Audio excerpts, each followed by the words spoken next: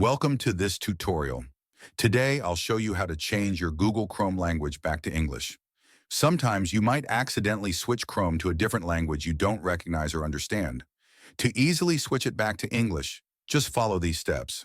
First, open Google Chrome. Here you can see the current language is Russian, which I don't understand. Let's change it back to English.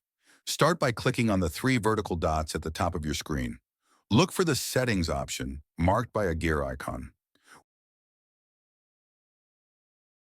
Once in Settings, locate the Language tab, which has a specific symbol. Click on it to open the language options. To identify English, hover your cursor over the top of the language list. You'll see different language names. Just find English. Once you spot English, click on the three dots next to it and select the first option to make English the primary language.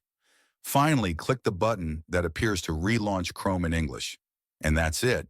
Your Chrome is now back to English. Thanks for watching. If this video helped you out, please like, share, and subscribe.